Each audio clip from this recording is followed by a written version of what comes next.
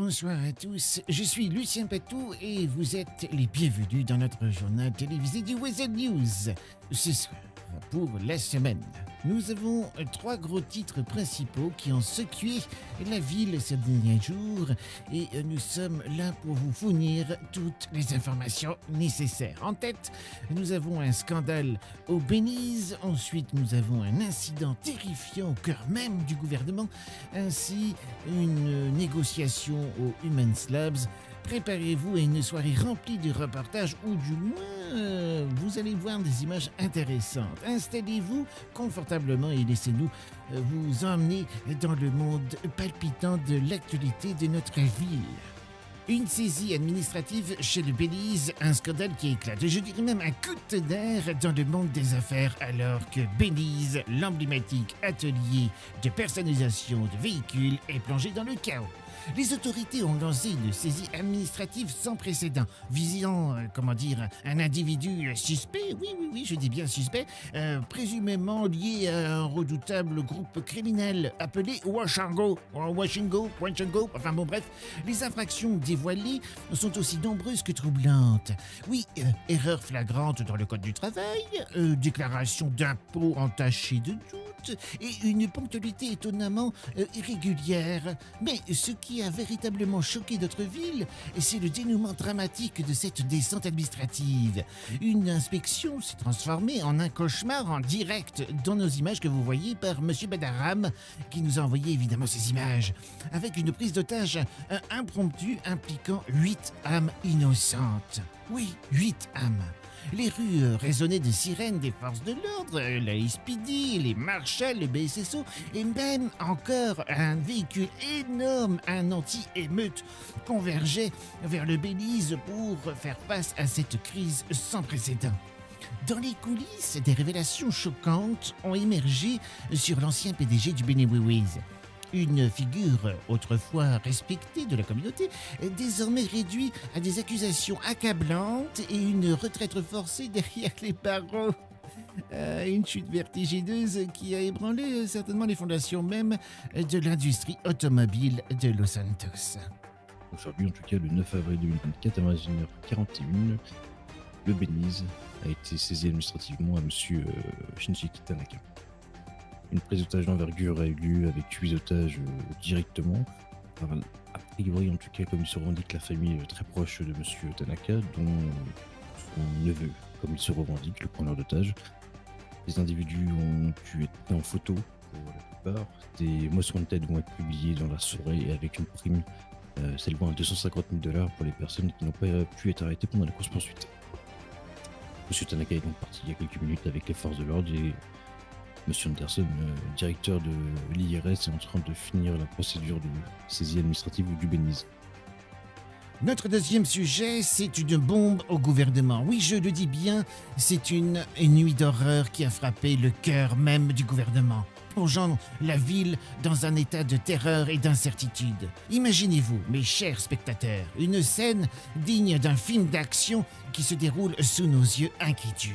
Tout a commencé dans les ténèbres de la nuit, alors que la ville sombrait dans le sommeil. Un individu vêtu comme le Joker, symbole de chaos et de destruction, a infiltré les locaux du gouvernement sans être du moins détecté tel un fantôme dans l'obscurité. Il a passé les étages, ses intentions sinistres cachées derrière un masque terrifiant. Oui, pendant des heures, il a déambulé dans les couloirs, préparant son sinistre plan. Le danger se cachait derrière chaque porte, chaque coin de couloir, alors que les autorités restaient inconscientes du danger qui se profilait. Mais lorsque l'aube a commencé à percer l'horizon, les premiers signes de l'horreur à venir ont été découverts. Des fils suspects, des dispositifs explosifs soigneusement dissimulés ont été trouvés à la porte du bureau de notre gouverneur. Oui, je dis bien notre gouverneur. La panique a éclaté, l'alarme retentissant dans les couloirs, alors que le SWAT se précipitait sur les lieux avec une équipe de déminage. Dans un balai mortel, les experts ont désamorcé les bombes.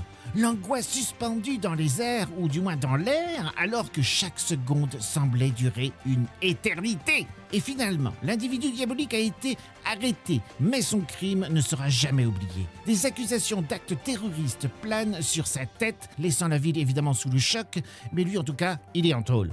Ouais, il est en tôle. Et voici notre troisième sujet, la confrontation finale. Une ombre de terreur plane sur le laboratoire Ulam's Labs alors qu'une tension atteint son paroxysme et que la violence éclate de toutes parts. Après les troubles chez les Belly-Wee-Wees, la ville était confrontée à une crise encore plus grave. Une véritable, cauchemar qui a secoué jusqu'à ses fondations. Imaginez-vous, mes chers téléspectateurs, une scène de chaos. Un leader présumé, une figure sinistre, a pris en otage le vice-gouverneur et des agents de sécurité de haut rang. Les armes sont brandies.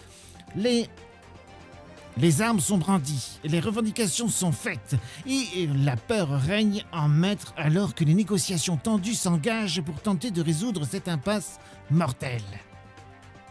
Mais ce n'est pas seulement une confrontation physique, c'est un combat pour la vérité et la justice. Le groupe inscrit sur la liste Wanted exige des réponses sur leur statut de hors-la-loi, sur le renvoi traumatisant de leur mentor dans son pays d'origine. Des secrets sombres sont déterrés, des injustices criantes sont mises en lumière alors que la véritable nature de cette crise éclate au grand jour. La violence éclate, des tirs retentissent et la mort rôde dans le couloir de ce laboratoire Human Labs. Une grande partie de ce gang redoutable est neutralisée. Certains tombent au combat, tandis que d'autres disparaissent dans l'obscurité. Mais la plupart de ce groupe est mort. Le gouverneur a décidé de mettre les corps dans une fosse commune, en symbole de cette fin tragique et d'une ère de terreur et de corruption. C'est tout pour notre journal de la semaine. Un immense merci à vous, chers téléspectateurs, de votre fidélité, de nous avoir rejoints dans cette plongée captivante au cœur de l'actualité sur Was News pour Los Santos. Nous tenons à exprimer notre gratitude à M. Badadaram pour ces images exclusives qui ont enrichi notre couverture journalistique. Son professionnalisme et son dévouement ont été essentiels pour nous permettre de vous offrir un journal de qualité. Et bien sûr, un grand merci à toute l'équipe de Sky, notre équipe de caméramans talentueux et dévoués qui travaillent sans relâche pour capturer les moments les plus critiques et les plus satisfaisants de notre ville. Leur travail acharné et leurs expertises sont la clé de notre succès et nous sommes reconnaissants pour leur contribution inestimable à notre programme. Je suis Lucien Patou. Je vous souhaite au nom de toute l'équipe Was News une belle, excellente semaine et je vous dis à bientôt.